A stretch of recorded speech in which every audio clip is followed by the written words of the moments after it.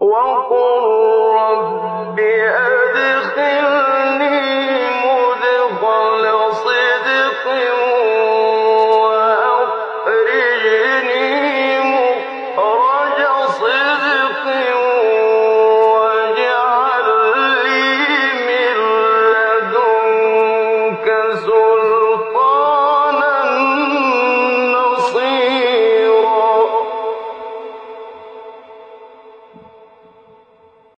Chers frères et sœurs, souvent dans nos prêches, dans nos leçons, nos conférences, nous disons toujours que le meilleur moyen, un des meilleurs moyens pour connaître Allah tabaraka wa ta'ala, c'est de connaître ses noms les plus beaux et de connaître ses attributs les plus sublimes.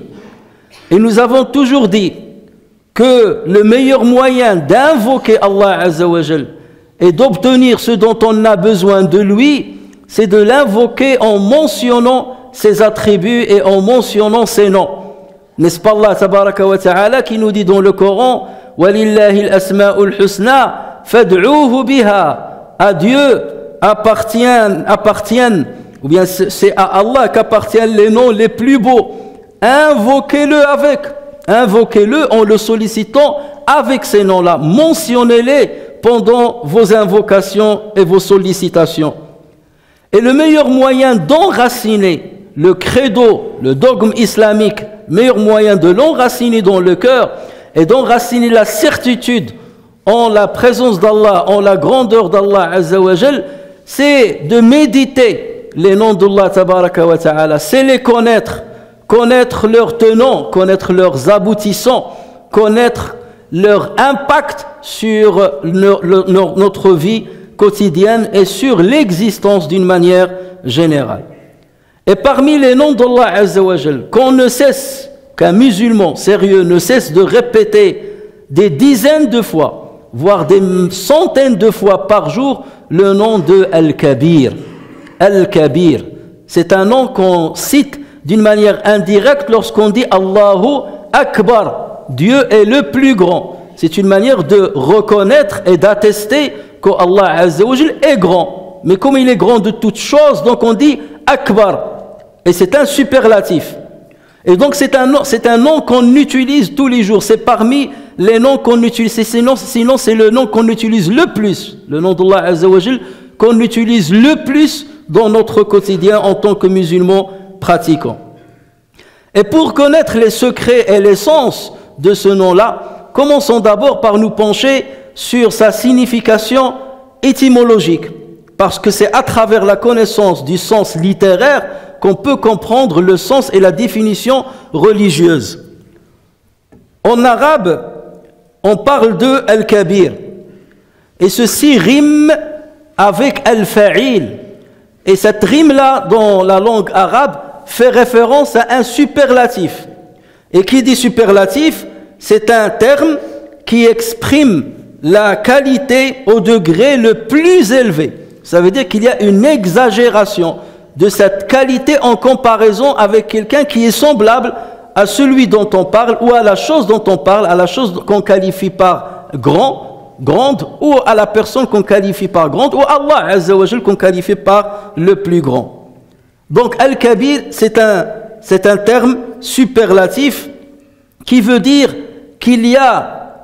qu'on arrive à un degré le plus haut au niveau de la grandeur, aussi bien au niveau qualitatif qu'au niveau quantitatif. Et là, bien entendu, on est en train de parler toujours du sens littéraire.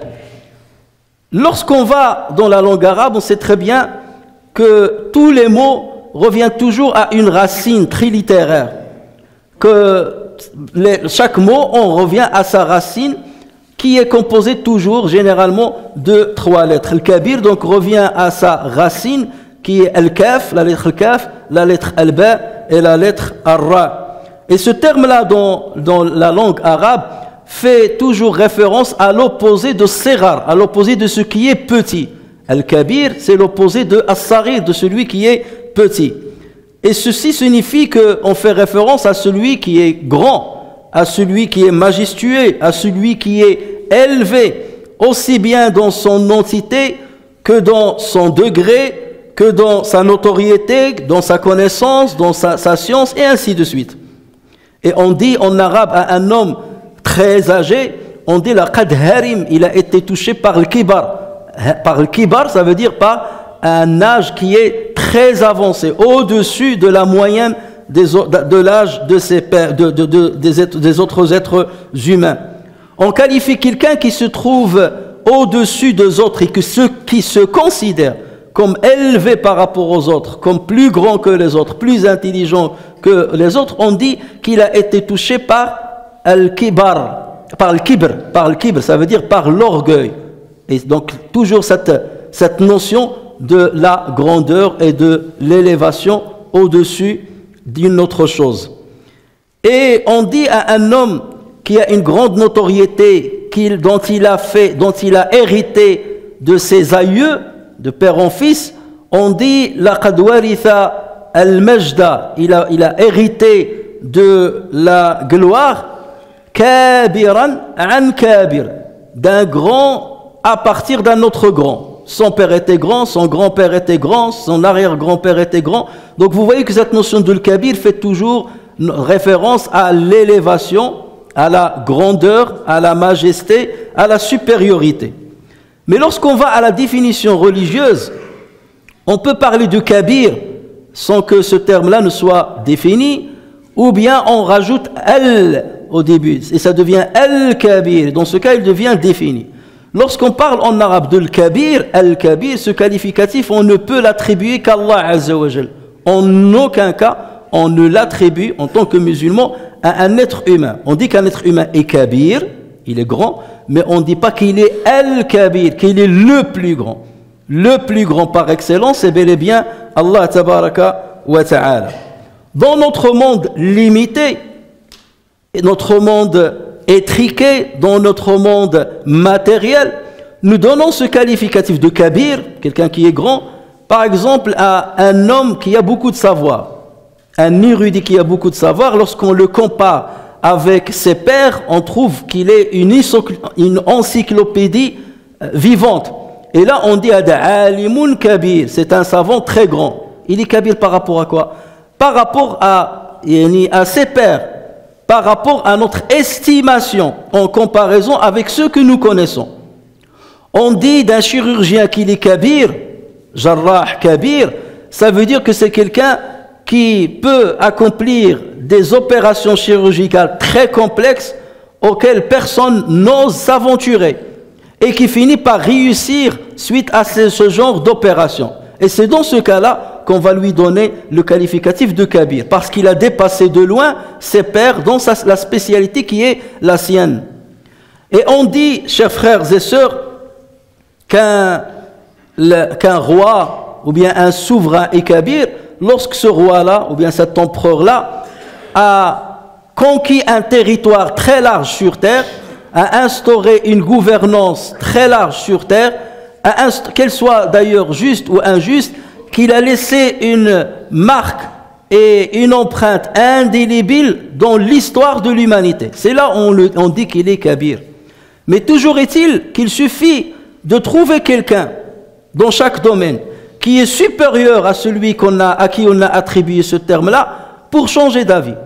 Lorsqu'on découvre un savant qui a encore plus de savoir que celui qu'on a qualifié de kabir, on va dire le savant dont on a parlé était kabir, mais celui-là il est akbar. Le chirurgien dont je parlais était kabir, mais celui-là que je viens de découvrir il est akbar, il est encore plus grand. Le roi dont je parlais, à qui j'ai mentionné est kabir, mais là je découvre un roi qui a encore plus de grandeur, et donc il est akbar. Et c'est ainsi de suite que chacun peut en nos yeux être grand, mais à chaque fois, et tôt ou tard, on va trouver quelqu'un dans son domaine qui est supérieur à lui.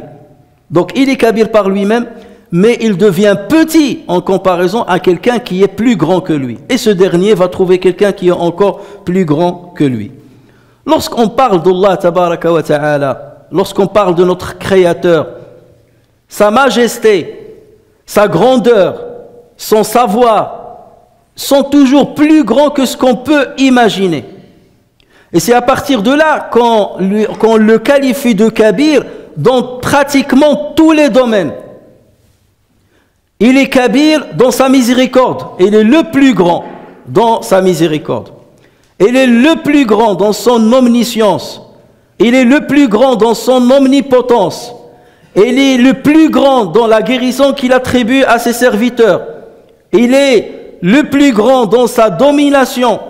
Il est le plus grand dans sa sainteté. Il est le plus grand dans sa souveraineté. Et ainsi de suite. À chaque fois, on va trouver qu'Allah Azza wa Jal est le suprême en termes de grandeur. Et voilà pourquoi on dit toujours Allahu Akbar. Allahu Akbar, c'est une attestation verbale d'un croyant qui atteste qu'Allah Azza wa Jal, dans tel domaine à qui il réfléchit, dans tel domaine et dans tel domaine, Allah Azza wa Jal est le plus grand. Et c'est ainsi qu'Allah Azza wa Jal dit à ce propos, ذَلِكَ بِأَنَّ اللَّهَ هُوَ الْحَقِّ. C'est ainsi qu'Allah est lui le vrai, alors que ce qu'ils invoquent en dehors de lui est le faux. C'est Allah qui est le sublime, il est l'Ali, il est le plus haut. Le Al-Kabir, il est le plus grand. Et c'est là où ce nom-là prend tout son sens. Chers frères et sœurs, à partir de ce qui a été avancé, nous pouvons comprendre le secret de l'instauration de takbir dans plusieurs domaines, dans plusieurs situations et dans plusieurs occasions. Lorsque l'islam nous instaure de dire Allahu Akbar. Parce que c'est quoi Allahu Akbar? C'est le fait d'attester qu'Allah est kabir. C'est d'attester de la véracité de ce nom sublime d'Allah Azza wa Jalla, qui est Al-Kabir. Donc tu dis, il est Akbar, il est Kabir et il est Akbar de tout ce qui peut être grand. Et regardez, Allah Azza wa Jalla, il l'a instauré lorsqu'il nous a parlé du jeûne du mois du Ramadan. Allah Azza wa Jalla a dit à ce propos, lorsqu'on termine le mois du Ramadan, il dit, afin que vous en complétiez le nombre de ces jours, du nombre des jours du mois de Ramadan, afin que vous en complétiez le nombre et que vous proclamiez la grandeur d'Allah. Afin que vous proclamiez la grandeur d'Allah pour vous avoir guidé et afin que vous soyez reconnaissants. Allah Azza wa Jalla nous a instauré takbir aussi lorsqu'on immole l'offrande, ou bien lorsqu'on immole le sacrifice lors de l'Hajj, ou bien lors de l'Eid. N'est-ce pas Allah Azza wa Jalla qui dit, on en a parlé la semaine dernière, ni leur chair, c'est-à-dire la chair de ce que vous immolez, ni leur chair, ni leur sang n'atteindront Allah, ou bien ne bénéficieront Allah, mais ce qui l'atteint de votre part, c'est la piété.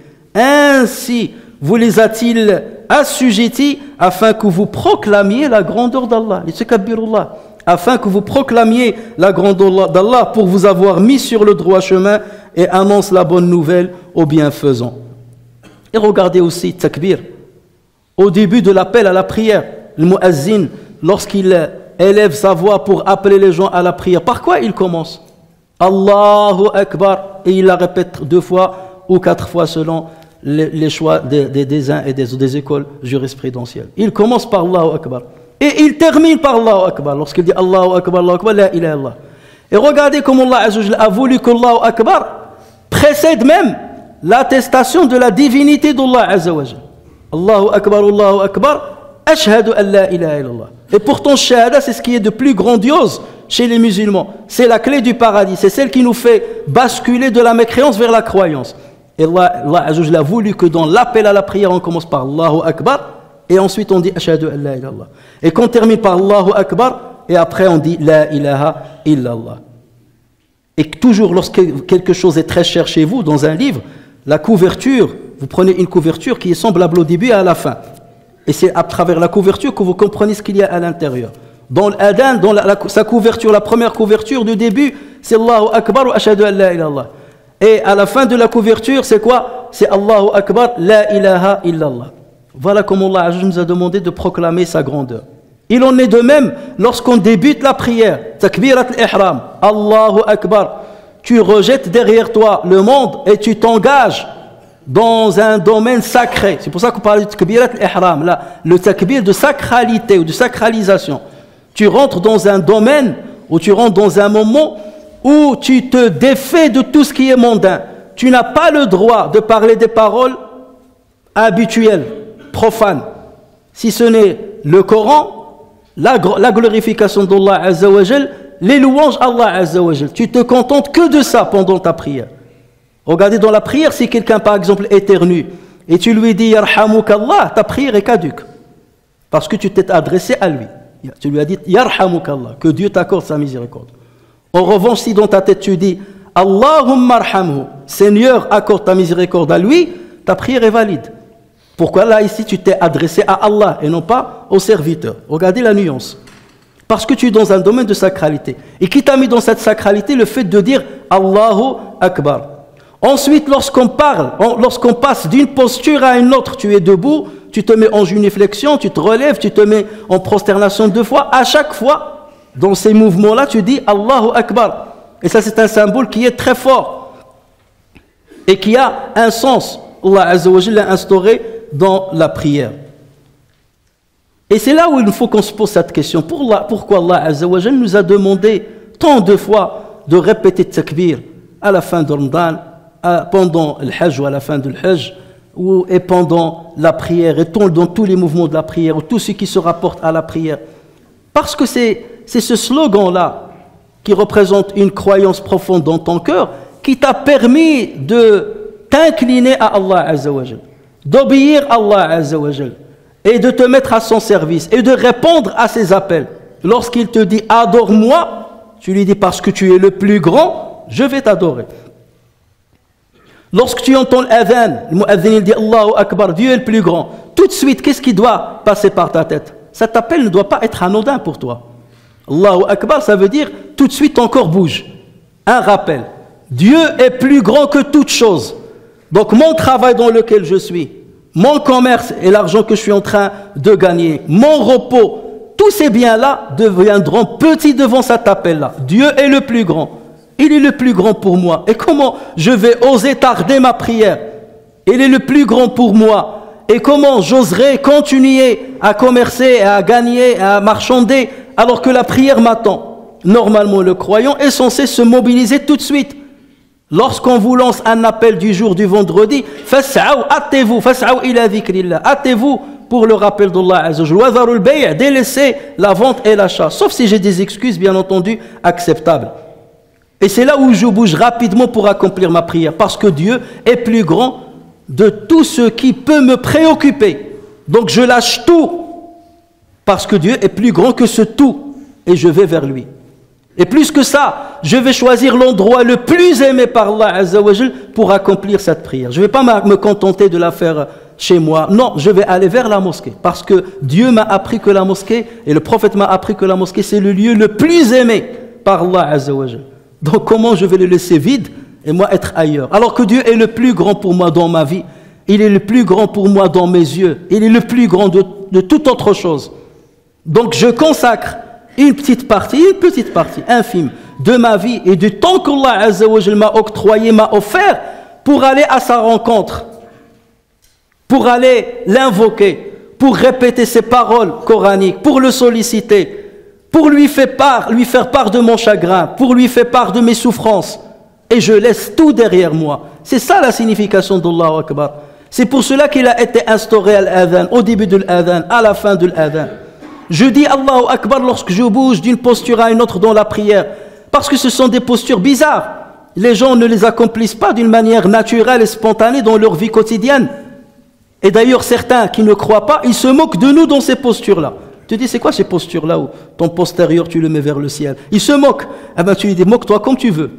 Mais parce que dans ma tête et dans mon esprit et dans ma croyance, Allahu Akbar, il est le plus grand. Et c'est lui qui m'a demandé d'adopter ces postures. Ils te paraissent bizarres, mais moi je les fais. Je m'incline. Là, ton conjoint ou quelqu'un te donne un ordre, tu dis, mais qui es-tu pour me donner un ordre? Je ne veux pas bouger, je ne vais pas faire ça. Ramène-moi à boire, va chercher toi-même. Jette la poubelle, je n'ai pas la poubelle, va la jeter toi-même. Qui es-tu pour me donner des ordres? Mais là, je suis devant l'Akbar, le plus grand. Et un ordre qui vient de lui, je l'exécute immédiatement, je ne discute pas, même s'il paraît bizarre aux yeux des autres. C'est lui qui fait bouger mon corps et me fait bouger dans des postures bizarres, parce qu'il est Akbar dans mes yeux, il est Akbar dans mon cœur et dans mon esprit. Et ce qui est vrai, chers frères et sœurs, pour la prière, il est vrai aussi pour le jeûne. Parce que lorsque je dis Allahu Akbar le jour de l'Eid, et on la répète à longueur de la nuit de l'Eid, pourquoi? C'est pour dire Allahu Akbar. C'est parce que j'atteste de sa grandeur que j'ai freiné mes plaisirs. Je me suis abstenu à boire, je me suis abstenu de manger, de boire, d'avoir des rapports charnels, parce que Dieu est plus grand dans mon esprit que toute autre chose. Et en aucun cas, je ne donnerai le dessus à mes désirs, à mes plaisirs. Donc c'est Allah Azza wa Jal, c'est la volonté d'Allah Azza wa Jal qui va primer, l'injonction d'Allah Azza wa Jal qui va primer, surtout parce qu'il est le plus grand à mes yeux. Et c'est pour cela qu'à la fin de l'Eid, tu es content d'avoir accompli ta mission. Et tu kabbir Allah pendant l'Eid. Alhamdulillah, Dieu est grand. Et j'ai réussi à me soumettre à ses injonctions. C'est lui qui m'a fait bouger pour accomplir Tarawih alors que je ne le fais pas habituellement pendant toute l'année. Mais il m'a fait bouger. Pourquoi? Parce qu'il est pour moi le plus grand. Et ainsi de suite, chers frères et sœurs. Si Allah Azza wa Jalla a instauré at-takbir, la proclamation de sa grandeur, dans ses différents cultes et dans ses différents rituels, c'est pour qu'on se rappelle de cette dimension. Pourquoi on parle de ce sujet, chers frères et sœurs? C'est pour que ces paroles-là, ces slogans-là, lorsqu'on les utilise, lorsqu'on les dit, lorsqu'on les proclame, il faut qu'on comprenne leur étendue spirituelle. Il faut qu'on comprenne leur essence. Il faut qu'on soit imprégné par ces valeurs, parce que nous sommes en train de dire, au moment où on les dit, ou au moment où on les entend. Et qu'on ne soit pas indifférent lorsqu'on entend Allahu Akbar de takbir, ou soit indifférent lorsque je fais Allahu Akbar pendant des mouvements mécaniques que je fais pendant la prière. Non, lorsque tu dis Allahu Akbar, ça ne devient plus des mouvements mécaniques. C'est des mouvements qui ont un sens très profond, un sens spirituel très profond dans ton esprit. Et c'est ça qui te lie à Allah Tabaraka wa Ta'ala. C'est la colle quelque part. C'est l'articulation qui te lie à Allah Tabaraka wa Ta'ala. Voilà pourquoi on le répète toute la journée. Et même lorsque tu termines la prière, Subhanallah, Alhamdulillah, Wallahu Akbar, tu le répètes.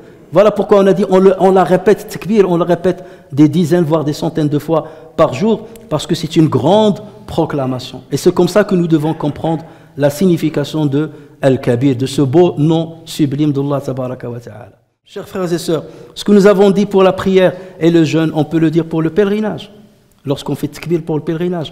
Parce que Dieu est plus grand pour toi et à tes yeux que toute autre chose. Tu délaisses ton argent, tu délaisses ta famille, tu délaisses ta ville natale, ta ville où tu travailles, tu délaisses ton travail pour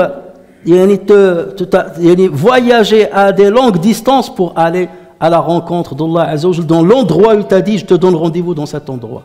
Parce que Dieu est grand. Il est plus grand que l'argent que tu as dépensé pour aller accomplir ces rituels. J'ai dépensé ça et ça et ça, mais c'est rien ça, devant la grandeur de Allah Tabaraka wa Ta'ala. Et ainsi de suite. C'est comme ça qu'il faut qu'on médite, chers frères et sœurs, sur la proclamation de la grandeur d'Allah Azza wa Jalla dans plusieurs de nos rituels. Et même dans des choses qui ne sont pas des rituels. N'est-ce pas Allah Azza wa Jalla qui nous a instauré at-takbir lorsque on monte dans notre voiture, par exemple, dans une monture, ou lorsqu'on veut voyager, on dit Allahu Akbar, Allahu Akbar, Allahu Akbar. Subhanalladhi sakharana hada. Gloire à celui qui nous a facilité ça, ce voyage-là. Le croyant, il est toujours en liaison étroite avec Allah Tabaraka wa Ta'ala. On dit Allahu Akbar lorsqu'on fait dua pour dormir, parce qu'il est grand, c'est lui qui t'a abattu et il a stoppé ton action pour que tu te reposes malgré toi. Non t'en déplaise. Il est Allahu Akbar lorsque tu immoles une bête. Et c'est ça qui fait la différence entre de la viande halal et de la viande haram. Là, on a dit Allahu Akbar. Là, on ne l'a pas dit. C'est vrai, c'est moins cher de 1 euro, mais là, c'est plus cher de 1 euro, mais il y a Allahu Akbar dedans. Ça a été dit par quelqu'un.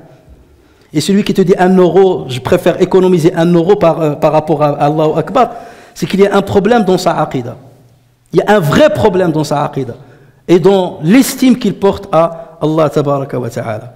Et à lui, comme dit Allah Azza wa Jalla, à lui la grandeur dans les cieux et la terre, et c'est lui le puissant, le sage.